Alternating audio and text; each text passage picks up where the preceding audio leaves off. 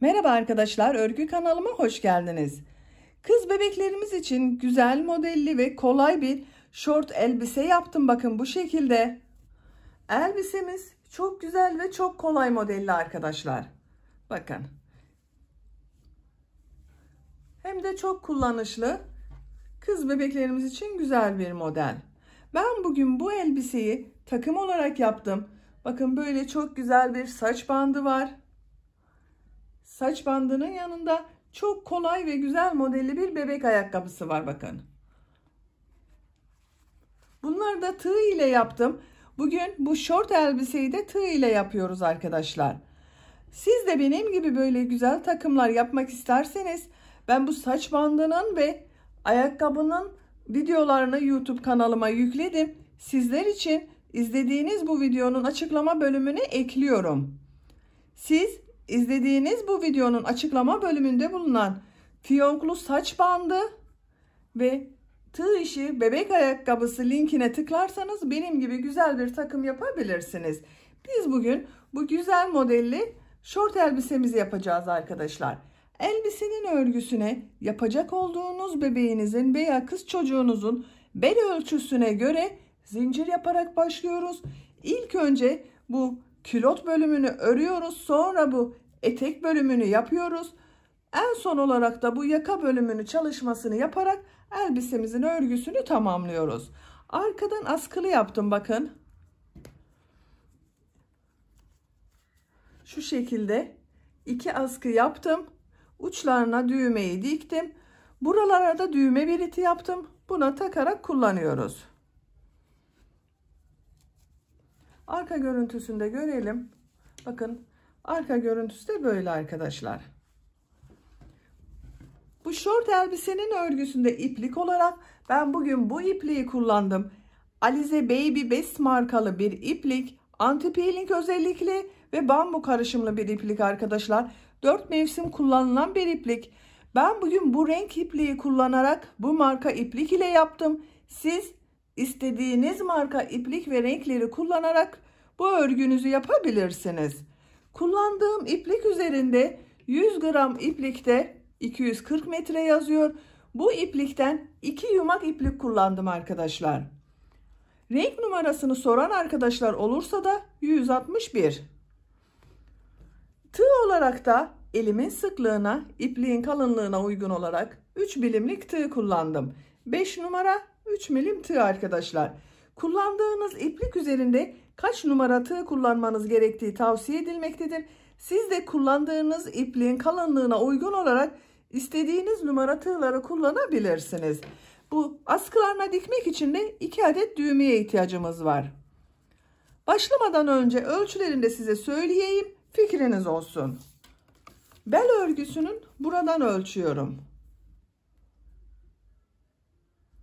23 santimetre elastikli bir yapısı var bakın. Açılıyor bel örgüsü arkadaşlar. Yüksekliğini ölçüyorum. Yakanın başlangıcından bittiği yere kadar olan yükseklik 30 santimetreye yakın bakın arkadaşlar. Bu yakanın genişliğini ve yüksekliğini ölçüyorum. 15 santimetre genişlik var. Yüksekliğini ölçüyorum. Şuradan ölçelim. 10 santimetre yükseklik var. Ben bugün bu şort elbiseyi 6-12 aylık bir bebek için yaptım. Siz bunu dediğim gibi başlangıç zincir sayısını daha fazla yaparak daha küçük veya daha büyük bebekleriniz için de yapabilirsiniz. Siz de bu güzel şort elbiseyi yapmak için hazırsanız ipliği, tığı hazırlayalım. Hep birlikte bu güzel elbisemizin örgüsüne başlayalım. Örgü kanalıma abone değilseniz abone olmayı unutmayın lütfen. Örgü kanalıma abone olmak ücretsiz arkadaşlar. Örgü kanalıma ücretsiz abone olup orada bulunan zil şeklinde dokunarak açık konuma getirirseniz kanalıma video yüklediğim zaman ilk önce size bildirim gelecek. Örgülerimden herkesten önce sizin haberiniz olacaktır. İzlediğiniz videolarıma beğeni ve yorumlarınızı da yaparsanız çok sevinirim. Sizlerden gelen beğeni ve yorumlar örgü kanalımın devamlılığı için çok önemli. Aklınıza takılan sorular olursa da yorumlar bölümünden sorabilirsiniz. Mümkün olduğunca bütün sorulara cevap vermeye çalışıyorum arkadaşlar. Hepinize kolay gelsin. İyi izlemeler.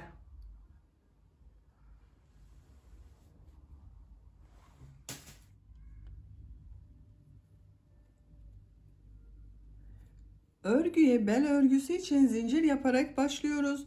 Zincir yapabilmek için ilk ilmeği ben bu şekilde yapıyorum. Size nasıl kolay geliyorsa ilk ilmeği öyle yapabilirsiniz. Zincirleri yapmaya başlıyorum. Çok sıkı zincirler yapmayalım arkadaşlar.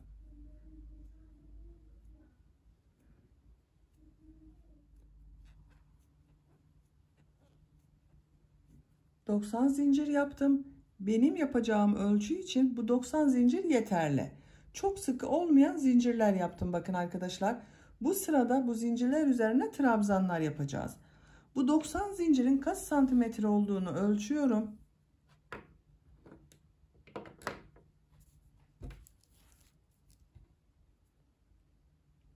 Sıfır noktasına başlangıcını tuttum.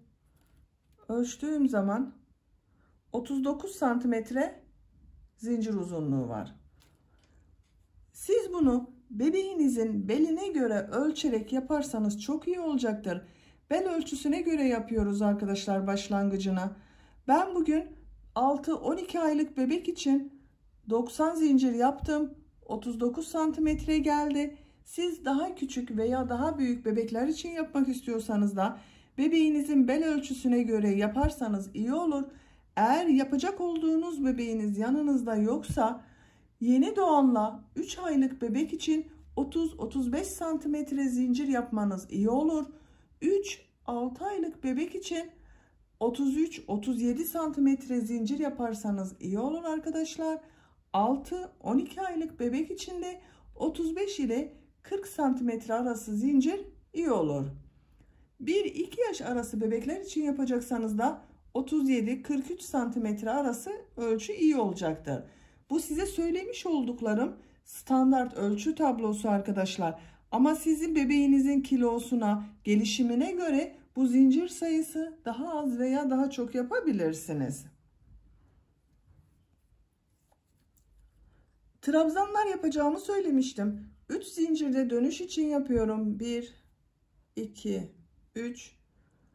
1, 2, 3 ilmek atlıyorum. 4. ilmek içine trabzan yapıyorum. Diğer ilmekleri de trabzan yaparak devam ediyorum. Her ilmek içine bir trabzan yapıyorum. Bakın ikili trabzan yapıyorum. 2 defa da çıkarıyorum arkadaşlar.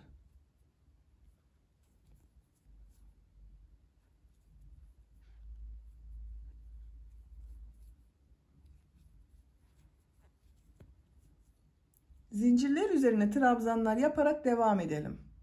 Zincirler üzerine trabzan yaparak sıra sonuna kadar tamamladım. Bir sıra trabzan sırası oldu arkadaşlar. Bu bir sıra üzerinde 90 trabzan var. Trabzan yaptıktan sonra tekrar ölçüyorum. Trabzan yaptığımız zaman zincirler açılacak, ölçü biraz büyüyecektir arkadaşlar. Zinciri ölçmüştük, 39 santimetre gelmişti. Bakın bu şekilde ölçtüm, 40 santimetre geldi. Siz bu aşamasında tekrar bebeğinizin beline ölçün bunu, ona göre devam edersiniz. İkinci sırada yine trabzanlar yapacağız.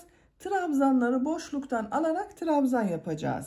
Bu sırada birleştirme yapıyorum. Bakın trabzan sırasını birleştiriyorum. Şu şekilde düzgün gelmesine dikkat ediyorum.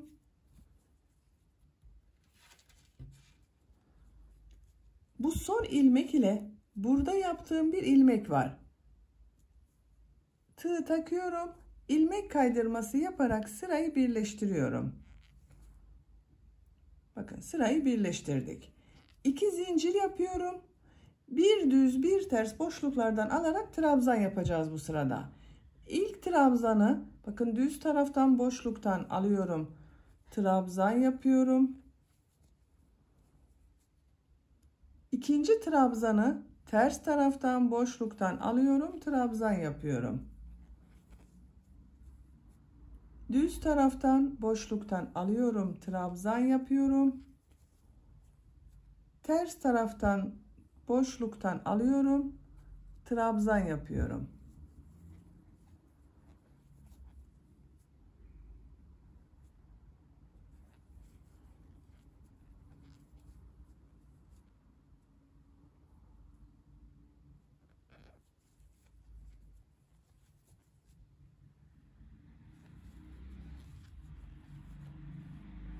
Bu şekilde sıra sonuna kadar devam edelim. Trabzanları bir düz bir ters boşluktan alarak trabzan yaptım. Sıra sonuna kadar tamamladım. Son trabzanı da bakın düz taraftan boşluktan aldım, trabzan yaptım. Bu ilmek ile ilk yaptığım ilmeği ilmek kaydırması yaparak sırayı birleştiriyorum.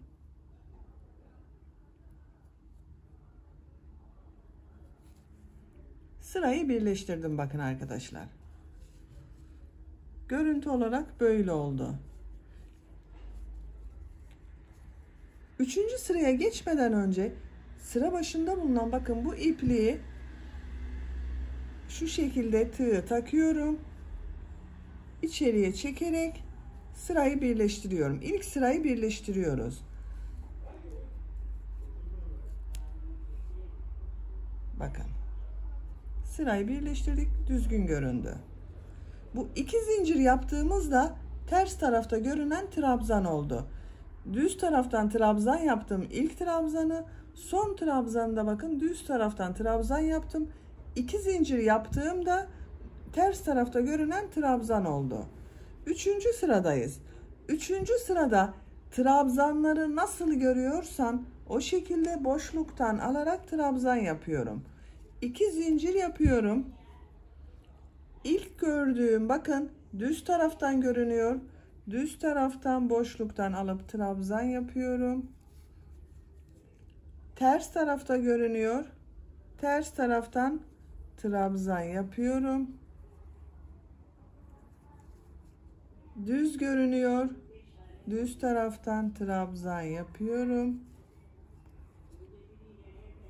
Ters taraftan trabzan yapıyorum. Düz taraftan trabzan yapıyorum. Bel örgüsü artık bu şekilde devam edecek arkadaşlar. Trabzanları nasıl görüyorsan o şekilde boşluktan alıp trabzan yapalım. Sıra sonunda ilmek kaydırması yaparak sırayı birleştirelim. Tercihinize göre bel örgüsüne devam edelim. Bel örgüsü 4 sıra olarak tamamladım. Bakın 1, 2, 3, 4. Kaç santimetre olduğunda ölçüyorum. Sizin iplik kalınlığına ve elinizin sıklığına göre bu sıra sayısı 5 sırada olabilir. Bakın 3 santimetre genişlik var. Bu yeterli. Siz isterseniz dediğim gibi bunu 5 sıra yapabilirsiniz. Bakın bu şekilde bel örgüsünü tamamladık. 2 zincir yapıyorum. File örgüleri yapacağız arkadaşlar. File örgülerini yaparken bu ters tarafta bulunan bakın bu trabzanları boşluktan alarak sık iğne yapacağız. Bir ilmeği atlıyorum. Bu terste görünen trabzanı boşluktan alıyorum. Sık iğne yapıyorum. 2 zincir yapıyorum. Bir ilmek atlıyorum. Bu trabzanı ters taraftan boşluktan alıyorum. Sık iğne yapıyorum. 2 zincir yapıyorum. Bir ilmek atlıyorum. Terste görünen bu trabzanı ters taraftan boşluktan alıp sık iğne yapıyorum. Bu şekilde fileler yapıyoruz bakın. Sıra sonuna kadar devam edelim. Sıra sonuna kadar tamamladım. 2 zincir yapıyorum. İlk yaptığım bu 2 zincir ile birleştiriyorum. İlmek kaydırması yapıyorum. Sırayı birleştirdim. Bu bir sırada bu 2 zincirli olan kafeslerden 45 tane oldu arkadaşlar.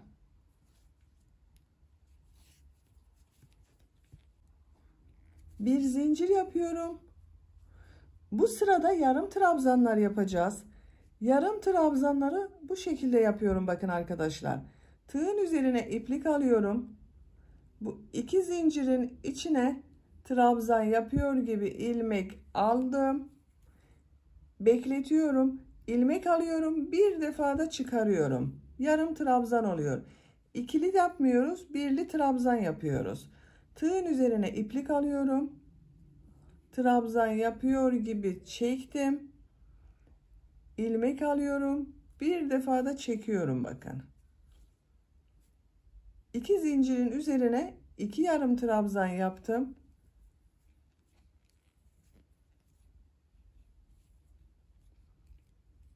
İki yarım trabzan yaptım.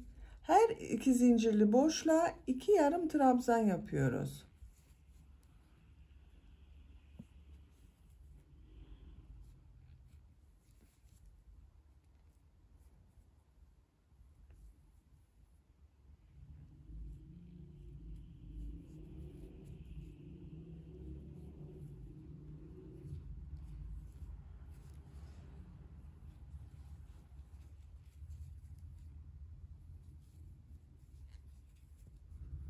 Yarım trabzanlar yapıyorum. Sıra sonuna kadar devam edelim. Yarım trabzanlar yaparak sıra sonuna kadar tamamladım. Son iki zincirin üzerine de iki yarım trabzan yaptım. Son ilmek ile ilk ilmeği ilmek kaydırması yaparak sırayı birleştiriyorum. Bir sıra yarım trabzan yaptık. Bu sıra üzerinde toplam 90 yarım trabzan var. Bir zincir yapıyorum, örgüyü çeviriyorum. Bu ilk ilmek içine yarım trabzan yapıyorum. Yine yarım trabzan sırası yapıyoruz arkadaşlar. Diğer ilmekleri de yarım trabzan yaparak devam ediyorum.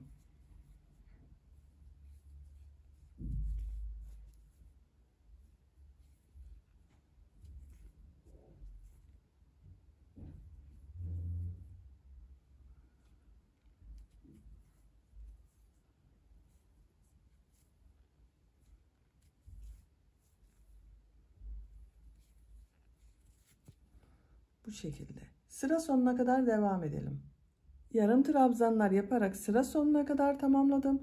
Son ilmek ile ilk ilmeği ilmek kaydırması yaparak sırayı birleştiriyorum. Bir zincir yapıyorum, örgüyü çeviriyorum. Her sıra başında örgüyü çevirerek örüyoruz arkadaşlar, unutmayalım. Tığın üzerine iplik alıyorum. İlk ilmek içine yarım trabzan yapıyorum. Diğer ilmeklere de yarım trabzan yapıyorum.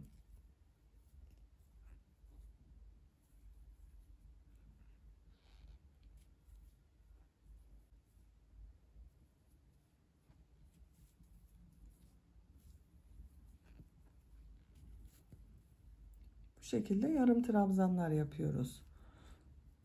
Yarım trabzanlar yaparak sıra sonuna kadar devam edelim. Sıra sonunda ilmek kaydırması yapalım. Birleştirelim sırayı. Örgüyü çevirelim. Tekrar yarım trabzanlar yapalım. Bu şekilde örgüye devam ediyoruz arkadaşlar. Bel örgüsünden sonra 13 sıra olarak tamamladım. 1 2 3 4 5 6 7 8 9 10 11 12 13 sıra sonunda ilmek kaydırması yaparak sırayı birleştirdim. Kaç santimetre olduğunu da ölçüyorum. 11 santimetre yükseklik var. Benim yapacağım ölçü için bir 11 santimetre yeterli. Siz daha küçük bebek için yapıyorsanız 10 santimetre yapmanız iyi olur arkadaşlar. Daha büyük, 1 yaşından büyük çocuk için yapıyorsanız da 12 santim yaparsanız daha iyi olacaktır. Bu bir sırada 90 yarım trabzan var. Bu sıradan itibaren ön bölümü ayrı, arka bölümü ayrı örüyoruz. Sıra sonunda birleştiriyoruz. Ön ve arka bölümün yerlerini belirlemek için işaretleri takıyoruz arkadaşlar önce. Bakın buradan sayıyorum. 2, 4, 6, 8, 10, 12, 14, 16, 18. 18. ilmeğe işaret taktım. Bu bakın ipliği kestiğim yerden sonra 18. ilmeğe işaret taktım. Bu taraftan da sayıyorum. 2, 4, 6, 8, 10, 12, 14, 16, 18. Buraya da diğer işareti takıyorum. Burada 36 ilmek arka bölüm için oldu. İşaret yaptığım yerden sonra 2, 4, 6, 8, 10, 12 ilmekten sonra 13. ilmeğe ön bölüm için ilk işareti yapıyorum. Bu 12 ilmek ön bölüm ile arka bölüm arasında bulunan boşluk için. Şimdi ön bölümleri sayıyorum. Ön bölüm için 30 ilmek sayıyorum.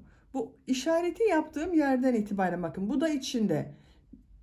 2, 4, 6, 8, 10, 12, 14, 16, 18, 20, 22, 24, 26, 28, 30. 30'uncuya işaret takıyorum. Bu iki işaret arasında bulunan 30 ilmek de ön bölüm için oluyor.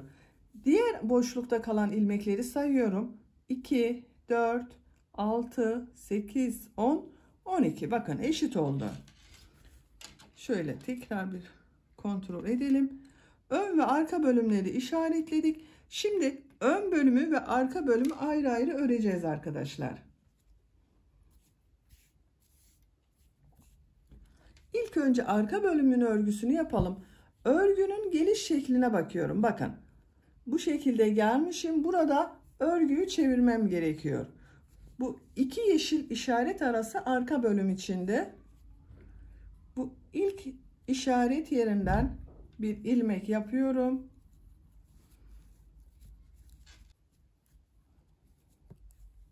Bir zincir yaptım, sağlamlaştırdım. Bu ilk ilmek olan, bakın işaretli olana bir yarım trabzan yapıyorum. Diğer ilmekleri de yarım trabzan yapıyorum. Yine yarım trabzan olarak devam ediyoruz.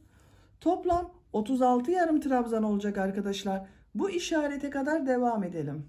Diğer işarete kadar yarım trabzanları yaptım. Bu bir sırada 36 yarım trabzan var arkadaşlar. İkinci sıradayız. Bir zincir yapıyorum. Örgüyü çeviriyorum. Bu sıradan itibaren sıra başında ve sıra sonunda bir ilmek kesmesi yapacağız. Tığın üzerine iplik alıyorum. Bu sıra başında kesmeyi bakın bu ilmeği atlıyorum. Bunun içerisine yapmıyorum. İkinci ilmek içine yarım trabzan yapıyorum. Diğer ilmekleri de yarım trabzan yaparak devam ediyorum.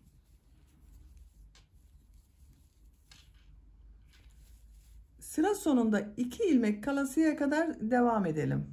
Sıra sonunda 2 ilmek kalasıya kadar yarım trabzanları yaptım. Bu 2 ilmeği tek ilmek yapacağız. Kesme yapıyoruz. Tığın üzerine iplik alıyorum. İlmekten ilmek aldım, bekletiyorum. Son ilmeğe tığ takıyorum.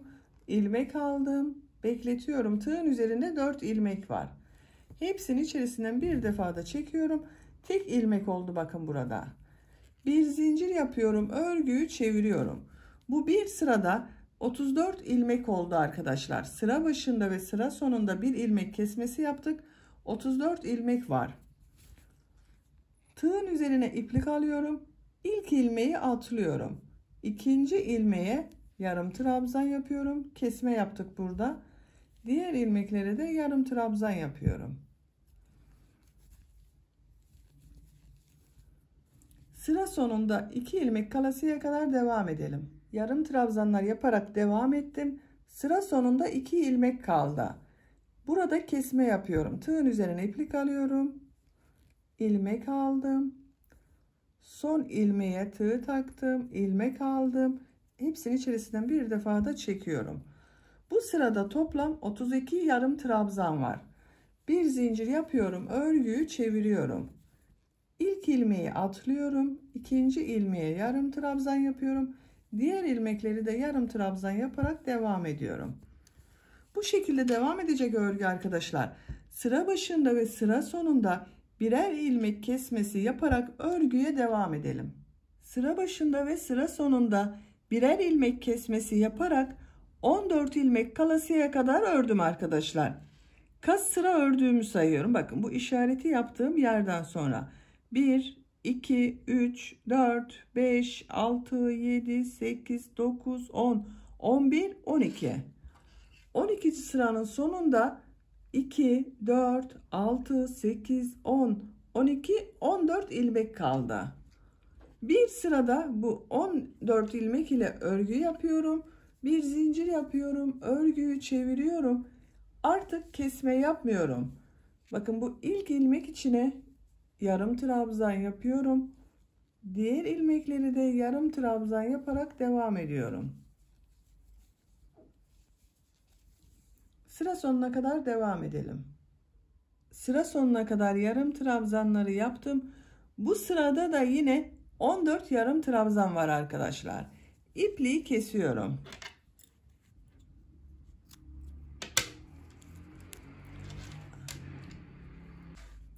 Arka bölümün örgüsünü tamamladık. Şimdi ön bölümün örgüsünü de yapalım. Ön bölümde yine arka bölüm gibi kesmeler yapacağız. Örgünün ters tarafından bakın, geliş yönüne göre yine aynı başlıyorum. Bu 12 ilmekten sonra işaret yaptığım buradan bir ilmek yapıyorum.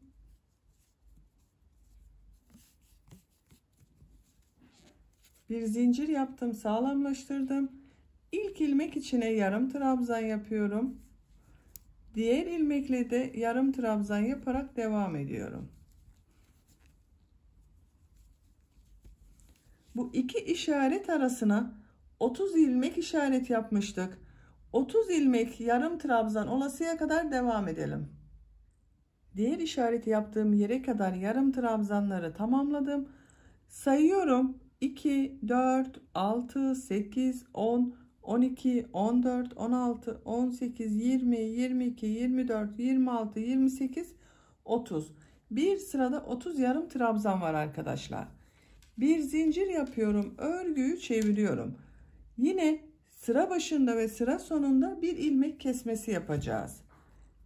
İlk ilmeği atlıyorum. İkinci ilmeğe yarım trabzan yapıyorum. Diğer ilmekleri de yarım trabzan yaparak devam ediyorum. 2 ilmek kalasıya kadar devam edelim. Sıra sonunda 2 ilmek kalasıya kadar yarım trabzanları yaptım. 2 ilmeği birlikte yapıyorum burada bakın.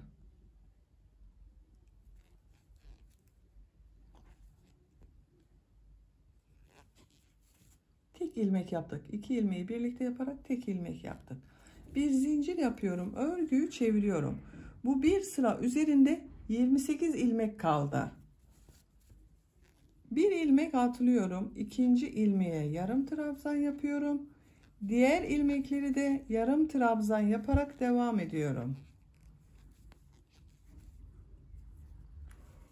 Ön bölümün örgüsü de aynı arka bölümde olduğu gibi sıra başında ve sıra sonunda birer ilmek kesmesi yaparak devam edelim. Bunda 14 ilmek kalasıya kadar kesme yaptım. Ön bölümü de 14 ilmek kalasıya kadar kesmeler yaparak devam edelim. Ön bölümde sıra başında ve sıra sonunda birer ilmek kesmesi yaparak 14 ilmek kalasıya kadar ördüm. Sayıyorum. 2, 4, 6, 8, 10, 12, 14. Kaç sıra olduğunu sayıyorum bakın. İşaretli yerden sonra 1, 2, 3, 4, 5, 6, 7, 8, 9 sıra oldu. Arka bölümü toplam 13 sıra yapmıştım. Ön bölümü de 13 sıraya tamamlamam gerekiyor. Bu 14 ilmek ile örgüye devam ediyoruz. Bir zincir yapıyorum. Örgüyü çeviriyorum. Artık kesme yapmıyorum. İlk ilmek üzerine yarım trabzan yapıyorum. Diğer ilmekleri de yarım trabzan yaparak devam ediyorum. Sıra sonuna kadar devam edelim. Sıra sonuna kadar yarım trabzanları yaptım. Bu bir sırada yine 14 yarım trabzan var. Sıra sonunda da kesme yapmadım bakın. Her ilmeğe bir yarım trabzan yaptım. Bir zincir yapıyorum, örgüyü çeviriyorum. Yine kesme yapmadan her ilmeğe bir yarım trabzan yapıyorum. Her sırada 14 yarım trabzan yapıyoruz. Arka bölümü 13 sıra olarak tamamlamıştım. Bu ön bölümü de bu ayırma yaptığımız buradan itibaren 13 sıra olasıya kadar devam edelim. 14 yarım trabzan ile 4 sıra olarak tamamladım. Bu başlangıçtan itibaren de 13 sıra oldu. Sayıyorum bakın. 1, 2, 3, 4, 5, 6, 7, 8, 9, 10, 11, 12, 13. 13. sıranın sonunda ön bölümün örgüsünü de tamamlamış olduk.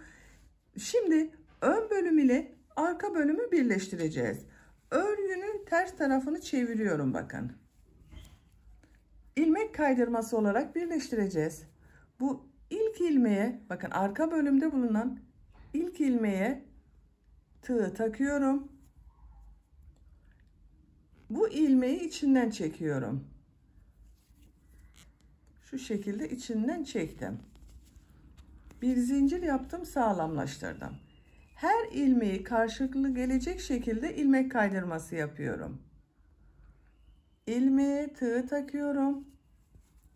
Karşıdan da ilk ilmeğe tığ takıyorum. İlmek alıp çektim. Tığın üzerinde bulunan ilmekten de çekiyorum.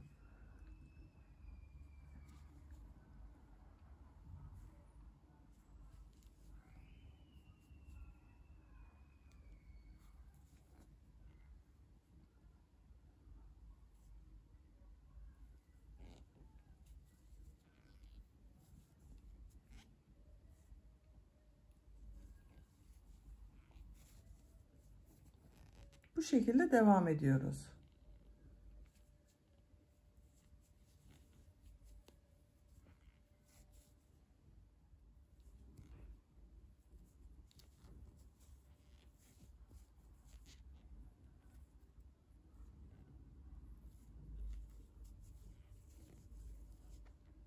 Son ilmeği de ilmek kaydırması yaparak birleştiriyorum.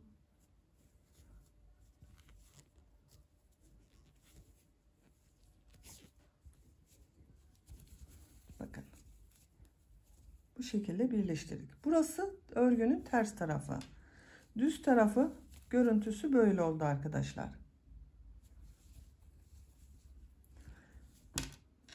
Örgünün düz tarafını çevirelim. İpliği de şöyle düzeltiyorum. Bakın. Ön ve arka bölümü burada birleştirdik. Artık tek parça oldu.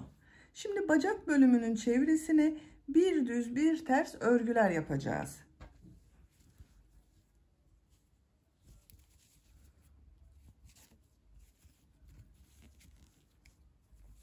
Burada bir zincir yapmıştım bakın.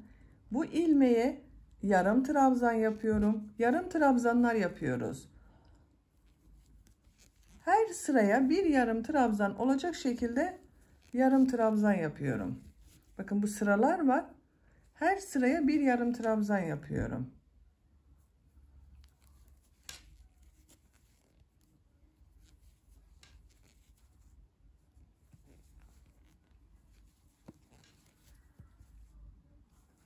Sıra sonuna kadar devam edelim. Bacak örgüsünün çevresinde bir sıra yarım trabzanlar yaparak başladığım yere kadar tamamladım.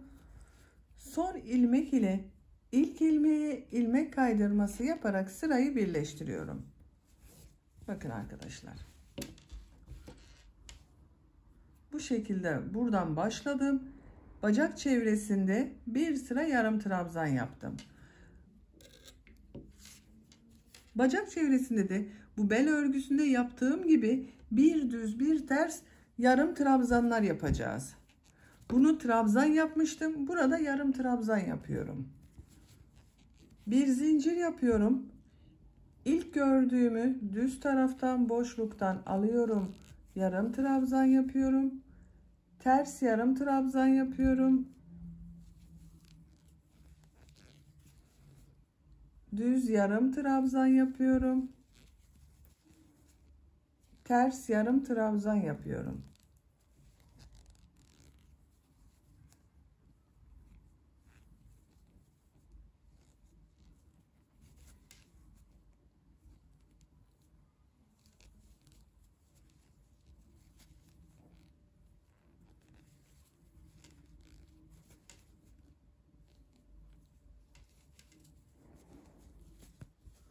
Bu şekilde bir düz bir ters örgüler yapıyoruz. Sıra sonuna kadar devam edelim. Bir düz bir ters boşluklardan alıp yarım trabzan yaparak sıra sonuna kadar tamamladım. Sıra başında düz boşluktan aldım, yarım trabzan yaptım. Sıra sonunda da düz boşluktan aldım, yarım trabzan yaptım. Bu ilmek ile ilk ilmeği ilmek kaydırması yaparak sırayı birleştiriyorum. Bakın görüntü olarak böyle oldu arkadaşlar. Bel örgüsüyle de aynı oldu gördüğünüz gibi.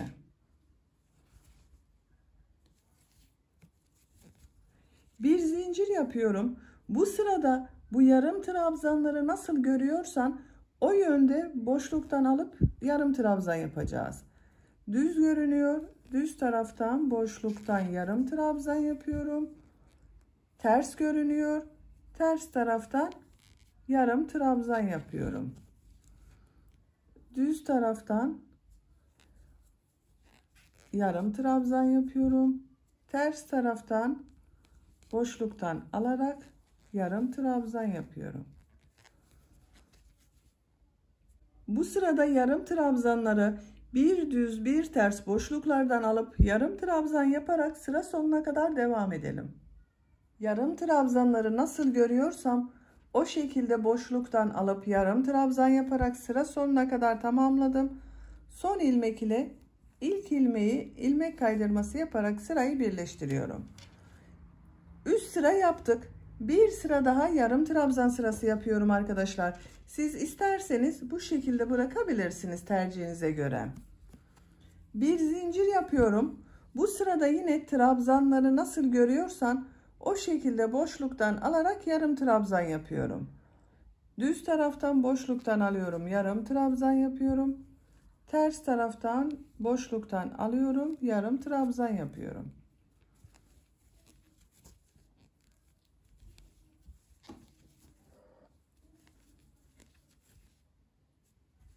Sıra sonuna kadar devam edelim.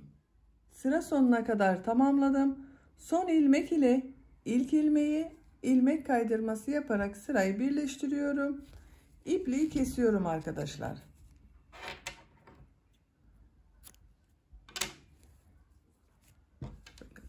Bacak örgüsünün birisini tamamlamış olduk böylece. Şimdi diğer bacağın örgüsünde başlayalım. Bu birleşim yaptığım yerden başlıyorum bakın diğer bacak örgüsüne. Bir ilmek yapıyorum. Yarım trabzanlar yapıyorduk. Bu bacak örgüsünde de birinci sırada yarım trabzanlar yaptım. İkinci sırada bir düz bir ters boşluktan alıp yarım trabzan yaptım. 3 ve 4. sırayı da nasıl görüyorsam o yönde boşluktan alarak yarım trabzan yaptım. Toplam 4 sıra yaptım bakın bu bacak örgüsünü. Bir zincir yapıyorum. İlmek içine yarım trabzan yapıyorum. Gördüğüm ilmeklere de yarım trabzan yapıyorum. Bacağın çevresinde bir sıra yarım trabzan yapıyoruz.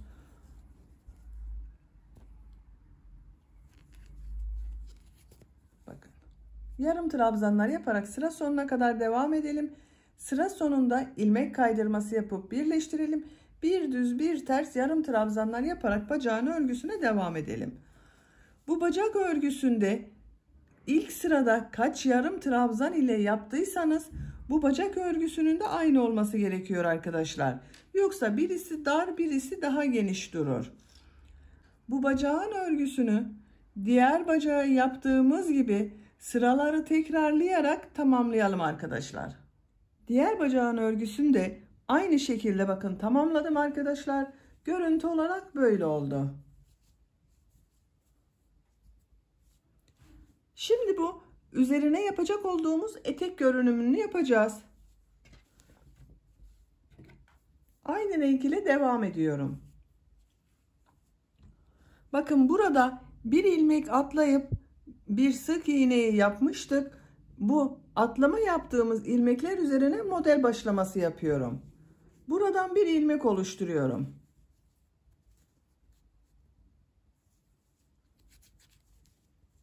Bir zincir yaptım, sağlamlaştırdım.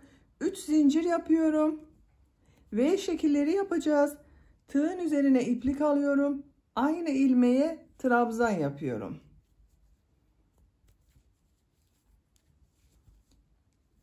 Bir ilmek atlıyorum. İkinci ilmeğe bir trabzan, iki zincir, bir trabzan yapıyorum.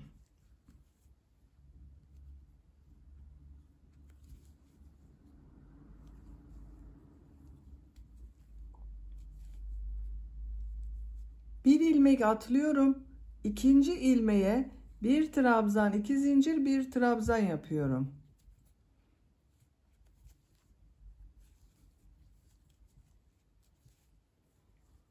Bir ilmek atlıyorum. Bir trabzan, iki zincir, bir trabzan yapıyorum.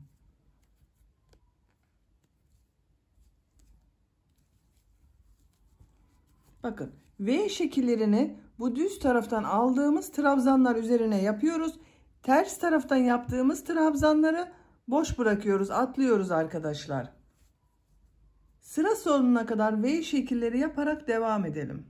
V şekilleri yaparak sıra sonuna kadar tamamladım. Son V şekliyle ilk V şeklini ilmek kaydırması yaparak birleştiriyorum.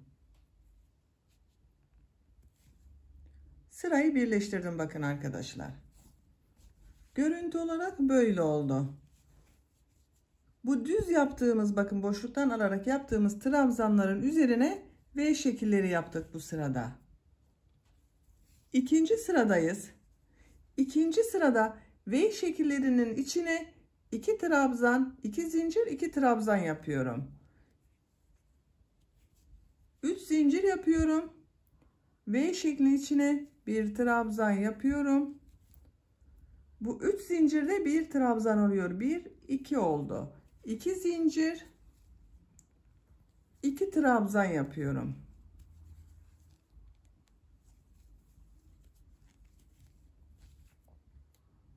İki trabzan, 2 zincir, 2 trabzan yaptım.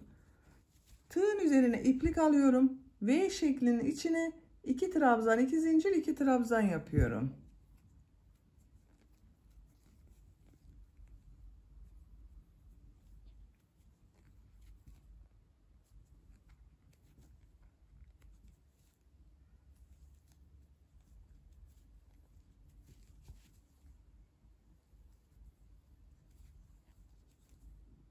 İki trabzan, 2 zincir, 2 trabzan yaptım. Bu V şeklinin içine de 2 trabzan, 2 zincir, 2 trabzan yapıyorum.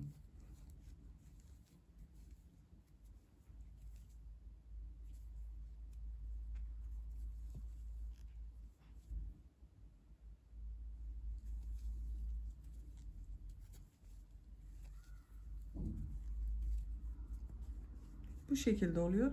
Sıra sonuna kadar devam edelim. V şekillerinin içine 2 trabzan, 2 zincir, 2 trabzan yaparak sıra sonuna kadar tamamladım. Son V şeklinin içine de 2 trabzan, 2 zincir, 2 trabzan yaptım.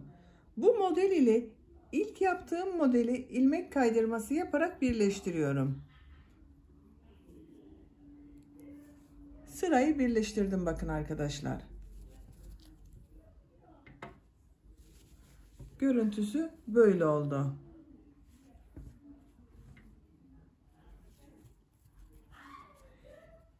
İkinci sırada tekrar bu 2 trabzan, 2 zincir, 2 trabzan yapacağız. Bu 2 zincirlerin içine yapacağız. Bu 2 zincirli yere geçmek için ilmek kaydırması yapıyorum. 3 zincir yapıyorum. 1 trabzan yapıyorum. 2 zincir, 2 trabzan yapıyorum. 2 trabzan, 2 zincir, 2 trabzan oldu. Diğer model ortasında bulunan 2 zincir içerisine de 2 trabzan, 2 zincir, 2 trabzan yapıyorum.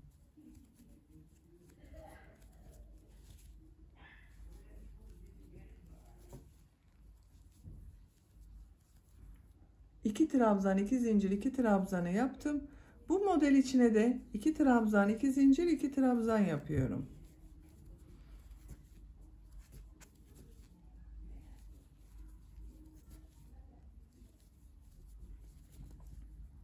Bakın 2 trabzan, 2 zincir, 2 trabzandan oluşuyor modeller. Sıra sonuna kadar devam edelim. Sıra sonunda ilmek kaydırması yaparak sırayı birleştirelim. Bu 2 zincir içine ilmek kaydırması yaparak geçiş yapalım. 2 trabzan, 2 zincir, 2 trabzan şeklinde modellerin örgüsüne devam edelim. Modelli bölümü 7 sıra olarak tamamladım. V şekli içerisine 2 trabzan, 2 zincir, 2 trabzan şeklinde 7 sıra yaptım arkadaşlar. 1, 2, 3, 4, 5, 6, 7. V şekli ile birlikte 8 sıra oldu. Bu yükseklik yeterli. Bakın şöyle tuttuğunuz zaman bacak bölümünün buraya geliyor. Sizin elinizin sıklığına göre daha fazla sayıda yapabilirsiniz. Daha az sıra sayısı da yapabilirsiniz. Sıra sonunda ilmek kaydırması yaparak bakın sırayı birleştirdim. Burada bitirmiyorum. Bunun ucuna dilim modelleri yapmak istiyorum. Dilim modellerine yine bu 2 zincirli boşluktan başlayacağız. İlmek kaydırması yaparak oraya geçiyorum arkadaşlar. 1 ilmek kaydırması, 2 ilmek kaydırması, 3 zincir yapıyorum, 2 trabzan yapıyorum,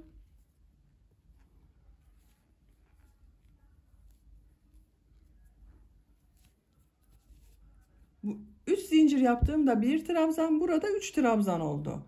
2 zincir yapıyorum. Bu en son yaptığım trabzanın üzerinde bulunan bu ilmeğe sık iğne yapıyorum. Minik bir pıtırcık oluştu burada. Bu 2 zincirin içine 3 trabzan daha yapıyorum. 1 2 3. Bakın 3 trabzan, bir pıtırcık yaptık, 3 trabzan yaptık. Diğer model içine 3 trabzan yapıyorum. 1 2 3. 2 zincir yapıyorum. Son yaptığım trabzanın üzerinde bulunan bu ilmeğe sık iğne yapıyorum. 3 trabzan yapıyorum.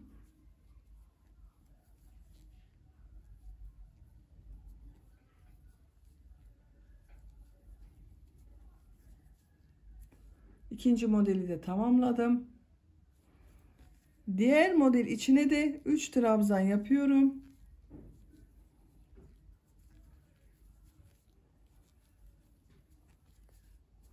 İki zincir yapıyorum. Son yaptığım trabzanın üzerinde bulunan ilmeğe sık iğne yapıyorum. 3 trabzan yapıyorum.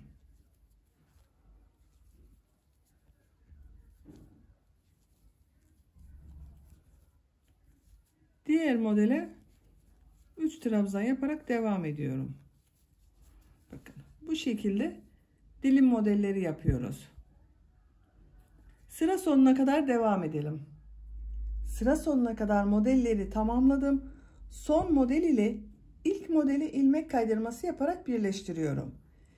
İlk burada bulunan ilmek ile ilmek kaydırması yapıyorum bakın. Sırayı birleştirdim. İpliği kesiyorum.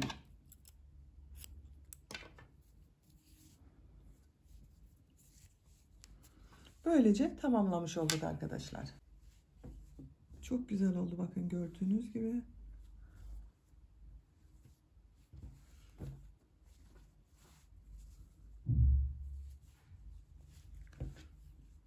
Böylece etek ve kilot bölümünü tamamladık. Şimdi yaka bölümünü yapalım. Yaka bölümüne nereden başlayacağımıza bakıyorum.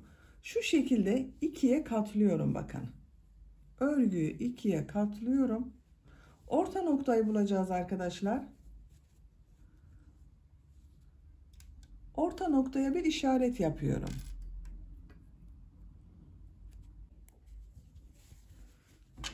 Orta noktaya işaret yaptım. Yakaya başlayacağım yeri sayıyorum.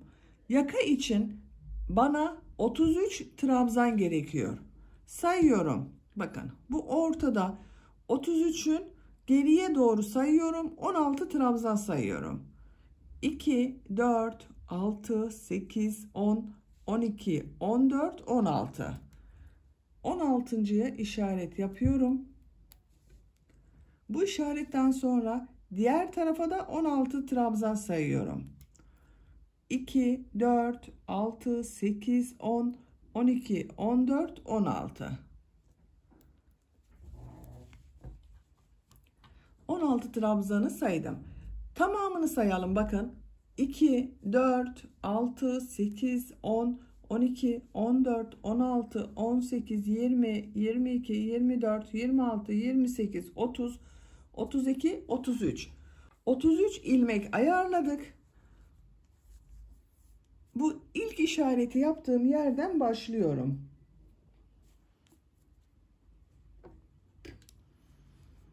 Bakın, işareti yaptığım buradan ipliği bir defa bağlıyorum.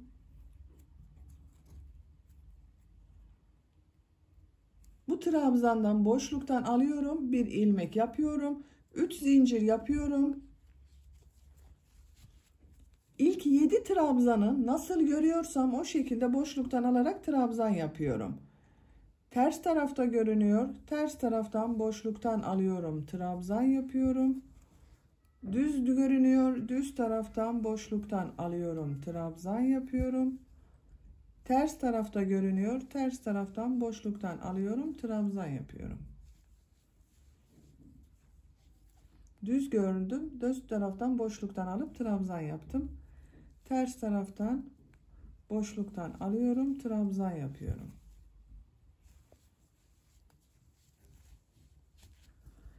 Bakın 1, 2, 3, 4, 5, 6, 7 trabzanı nasıl görüyorsam o şekilde boşluktan alarak trabzan yaptım. Sıra sonunda da 7 trabzanı nasıl görüyorsan o şekilde boşluktan alarak trabzan yapacağız. Bu 7 trabzan yakanın kenarında olacak olan yerler arkadaşlar. Aralarda bu modellerden yapacağız. Bir ilmek atlıyorum. İkinci ilmek içine 2 trabzan, 2 zincir, 2 trabzan yapıyorum.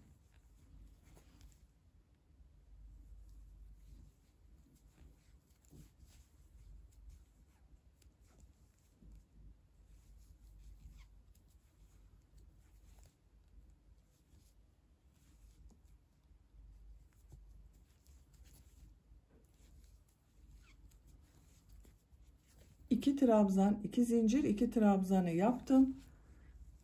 Tığın üzerine iplik alıyorum. 1, 2, 3 ilmek atlıyorum. Dördüncü ilmeğe 2 trabzan, 2 zincir, 2 trabzan yapıyorum.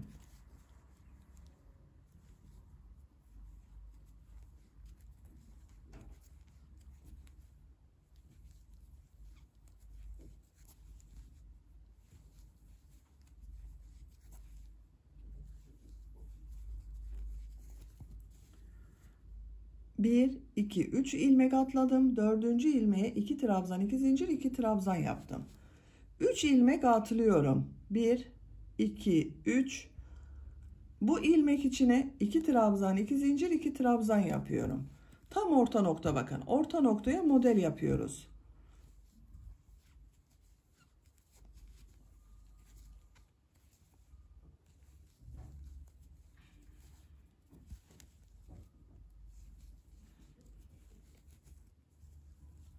Üç ilmek atlıyorum. Dördüncü ilmeğe 2 trabzan, 2 zincir, 2 trabzan yapıyorum.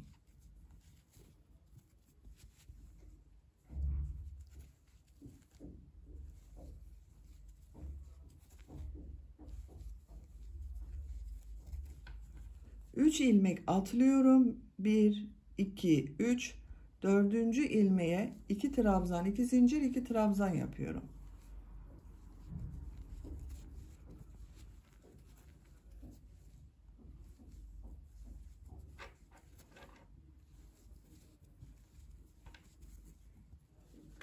Bir, 2, 3, 4, 5 modeli yaptım.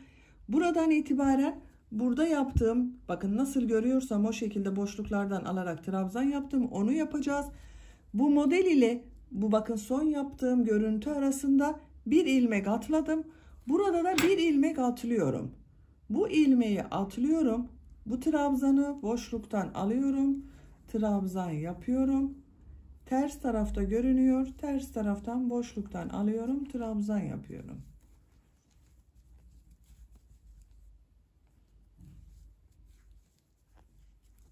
Gördüğüm gibi boşluklardan alarak trabzan yapıyorum.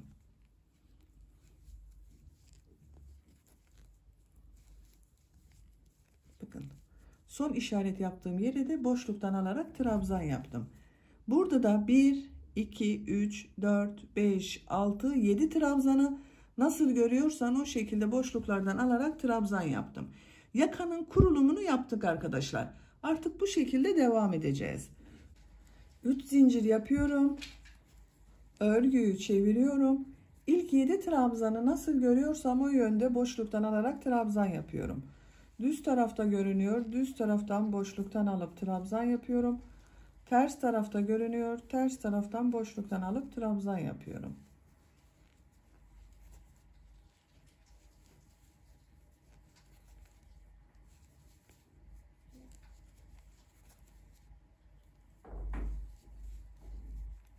Bakın düz tarafından baktığımız zaman daha belli oluyor. Nasıl görüyorsam o yönde boşluktan alarak trabzan yaptım. Modelli bölüme geldik. Modelli bölümde yine bu iki zincirin içine 2 trabzan, 2 zincir, 2 trabzan yapıyorum.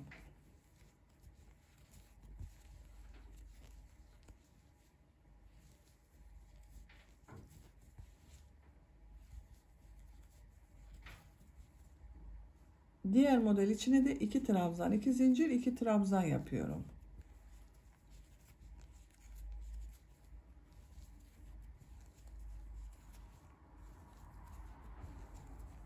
Bakın modeller aynı şekilde devam ediyor. Modellerin üzerine 2 trabzan, 2 zincir, 2 trabzan yapalım. Bu son 7 trabzanı da nasıl görüyorsan o yönde boşluktan alarak trabzan yapalım. Sıra sonuna kadar tamamlayalım. Sıra sonuna kadar tamamladım. Model içine 2 trabzan, 2 zincir, 2 trabzan yaptım. Sıra sonunda da trabzanları nasıl görüyorsam o şekilde boşluktan alarak trabzan yaptım. 3 zincir yapıyorum. Örgüyü çeviriyorum.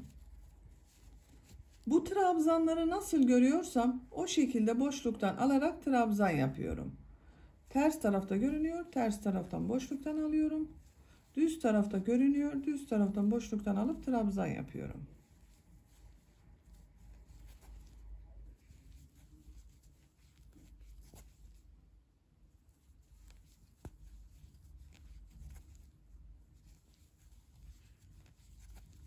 Bakın 7 trabzanı yaptım. Model içine de 2 trabzan, 2 zincir, 2 trabzan yapıyorum.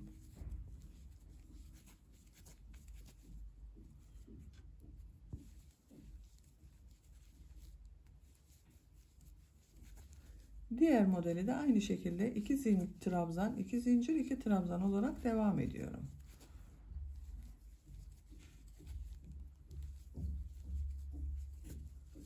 Bu şekilde arkadaşlar. Bakın. Yakanın örgüsü bu şekilde devam edecek. Modellerin üzerine 2 trabzan, 2 zincir, 2 trabzan yapalım.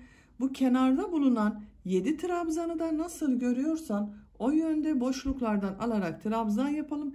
Sıra sonda bakın bu 3 zincir yaptığımın boşluğa batarak trabzan yapıyoruz.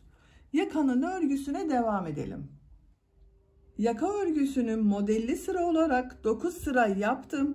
Sayıyorum 1, 2, 3, 4, 5, 6, 7, 8, 9. 10. sıradayız. Yakanın örgüsüne bu sıradan sonra bu bir ters bir düz örgü ile devam edeceğiz. Bu bir ters bir düz örgüyü yapmak için bu iki zincirlerin içerisine trabzanlar yapacağız. Kenarda bulunan bakın bu 7 trabzanı yaptım buraya kadar. Bu iki zincirin içine 4 trabzan yapıyorum. Arada zincirleri yapmıyorum. 2 3 4. Diğer model içine de 4 trabzan yapıyorum.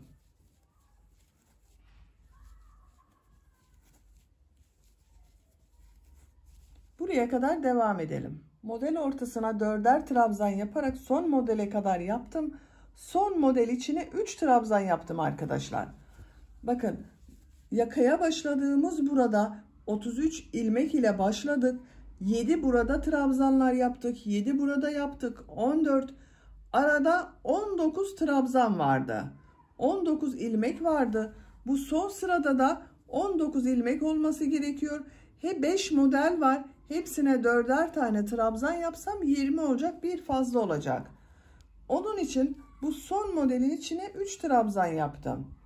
Diğerlerini nasıl görüyorsam o şekilde boşluktan alarak trabzan yapıyorum.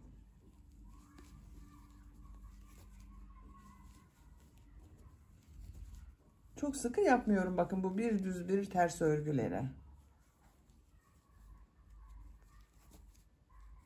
Sonda 3 zinciri boşluktan alarak trabzan yapıyorum. 3 zincir yapıyorum. Örgüyü çeviriyorum.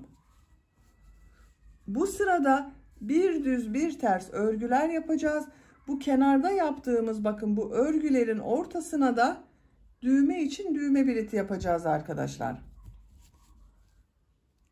İlk trabzan ters tarafta görünüyor. Ters taraftan boşluktan alıp trabzan yapıyorum. Düz tarafta görünüyor. Düz taraftan boşluktan alıp trabzan yapıyorum. 1, 2, 3 trabzanı yaptım. Düğme bileti için bir zincir yapıyorum. Bir ilmek atlıyorum. Bu ilmeği boşluktan alarak trabzan yapıyorum. Düğme biletini yaptık. Bir düz bir ters örgüler yapıyoruz artık. Bakın buraya kadar nasıl görüyorsam o şekilde yaptım. Buradan itibaren bakın bunu düz yaptım. Bu trabzanı ters taraftan boşluktan alıp trabzan yapıyorum. Diğerlerinde bir düz bir ters boşluklardan alarak trabzan yapıyorum.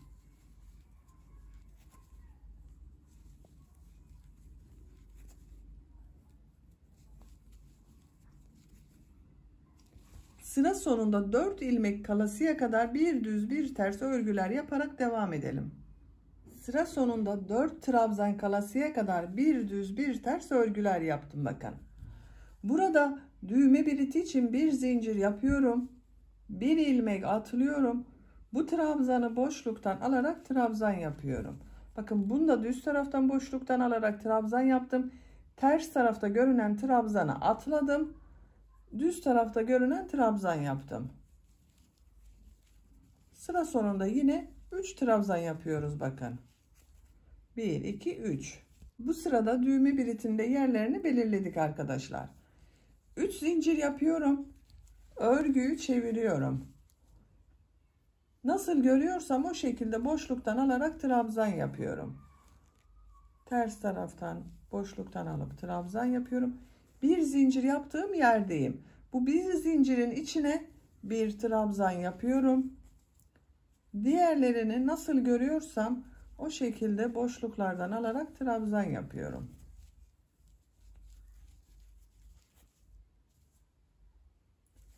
Diğer düğme biletini yaptığımız bu bir zincire kadar devam edelim.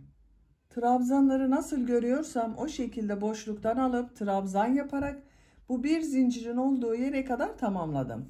Bu bir zincirin içine bir trabzan yapıyorum. Diğer trabzanları da nasıl görüyorsam o şekilde devam ediyorum.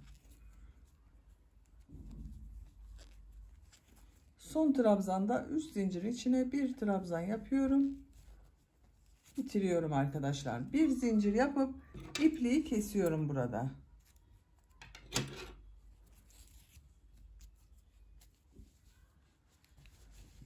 Bakın düz tarafından bakalım. Bu şekilde oldu. Yakasında yaptık. 2 tane de düğme bileti yaptık buraya. Son olarak askılarını da yapalım. Askıyı örgünün ters tarafından başlıyorum. Burada orta nokta bakın bu birleşim yaptığımız yer vardı. Bu işaretleri çıkarıp oraya takalım.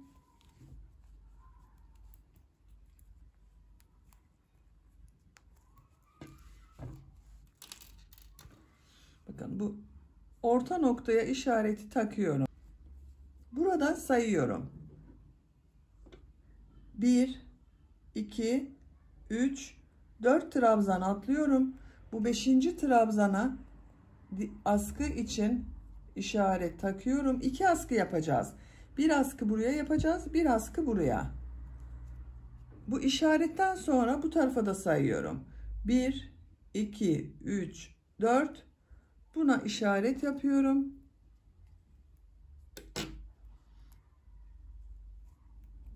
Bu aradakiler boş kalacak arkadaşlar. Bu işareti yaptığım yerden ipliği bağlıyorum.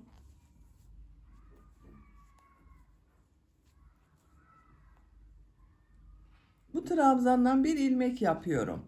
3 zincir yapıyorum. 2, 3, 7 trabzan yapacağız askı için. Bakın bu kenarlarda 7 trabzan yaptık. Askı içinde 7 trabzan yapacağız. Bu 3 zincirde bir trabzan. Nasıl görüyorsam o şekilde boşluktan alarak trabzan yapıyorum. Ters tarafta görünüyor. Ters taraftan boşluktan alıp trabzan yapıyorum. Düz tarafta görünüyor. Düz taraftan boşluktan alıp trabzan yapıyorum. Ters tarafta görünüyor. Ters taraftan boşluktan alıp trabzan yapıyorum. Düz tarafta görünüyor. Düz taraftan boşluktan alıp trabzan yapıyorum. Ters taraftan boşluktan alıp trabzan yaptım. Düz taraftan görünüyor. Boşluktan alıp trabzan yapıyorum. 1, 2, 3, 4, 5, 6, 7 trabzan oldu. 3 zincir yapıyorum. Örgüyü çeviriyorum. Nasıl görüyorsam o şekilde boşluklardan alarak trabzan yapıyorum.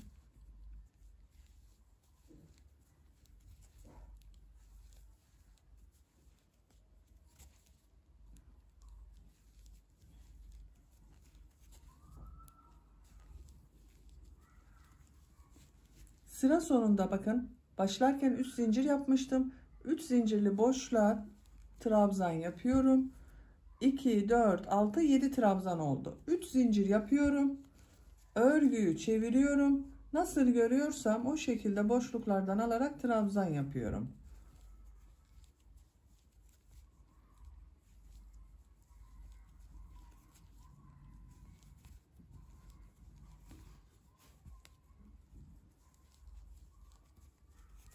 Sıra sonunda da bu 3 zincirli boşluğa bir trabzan yapıyorum. Bu kenarlarda bakın başlarken 3 zincir yapıp sıra sonunda da 3 zincirli boşluğa trabzan yaparsanız kenar görüntüleri daha düzgün olur arkadaşlar. Bu askının örgüsü bu şekilde devam edecek. Diğer askıyı da başlayalım. 2 askının örgüsüne birlikte devam ederiz. Diğer askı için bakın buraya işaret yapmıştım. Buradan sayıyorum. 1, 2, 3, 4, 5, 6, 7. Bu 7. ilmekten ipliği bağlıyorum.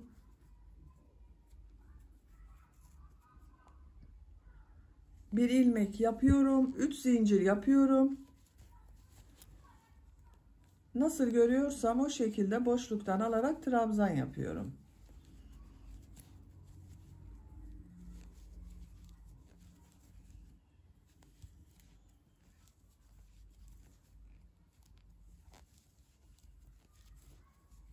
Bakın işaret yaptığım yere geldim. Buraya da düz taraftan boşluktan alarak trabzan yaptım. 1, 2, 3, 4, 5, 6, 7 trabzan oldu.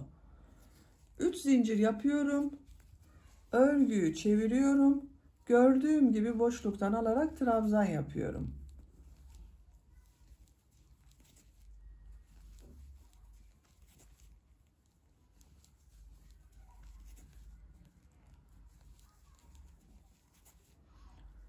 Üst zincirin içine de bir trabzan yapıyorum. 3 zincir yapıyorum. Örgüyü çeviriyorum. Gördüğüm gibi boşluktan alarak trabzan yapıyorum. Bu askının örgüsü de böyle devam edecek arkadaşlar. 2 askının örgüsünü bu 7 trabzan ile yapacak olduğunuz bebeğin büyüklüğüne göre omuzundan geçerek buraya kadar yapacağız arkadaşlar. Tamamlayalım gelelim. Her 2 askının örgüsünü bakın ben tamamladım arkadaşlar. Bu şekilde ucuna da birer tane düğme diktim. Kaç sıra askı yaptığımı sayıyorum.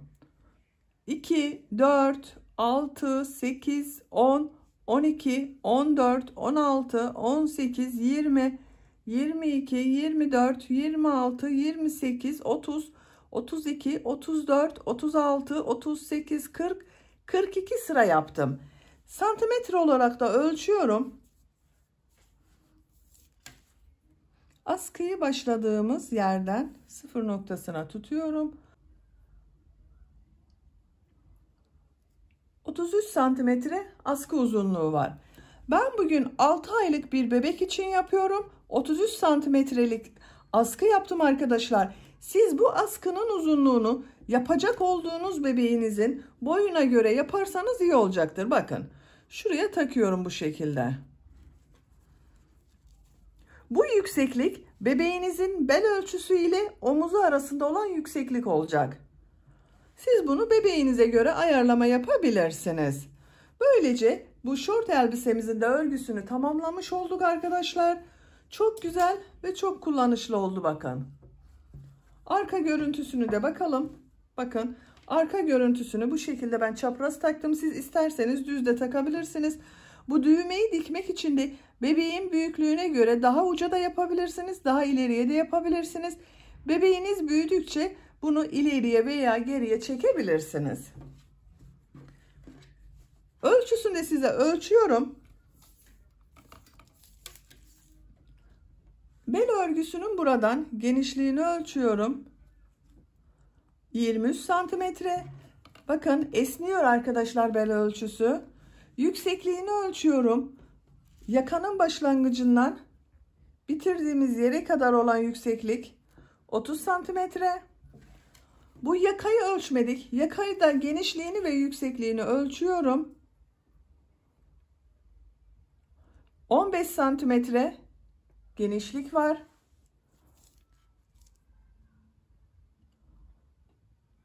10 santimetrede yükseklik var arkadaşlar. Bu askının yüksekliğinde siz bebeğinize göre ayarlamasını yapabilirsiniz. Böylece örgü anlatımımızın da sonuna gelmiş olduk. Beni dinlediğiniz ve izlediğiniz için hepinize çok teşekkür ederim. Örgü kanalıma abone değilseniz abone olmayı unutmayın lütfen. Örgü kanalıma abone olmak ücretsiz arkadaşlar.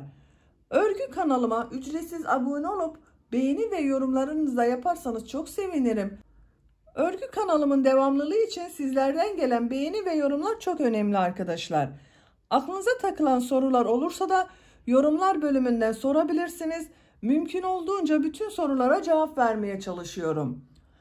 Kanalıma ücretsiz abone olup beğeni ve yorumlarıyla da destek olan bütün arkadaşlara ayrıca teşekkür ederim. Sizlerle yeni örgülerde görüşmek dileğiyle. Hoşça kalın, sevgiyle kalın.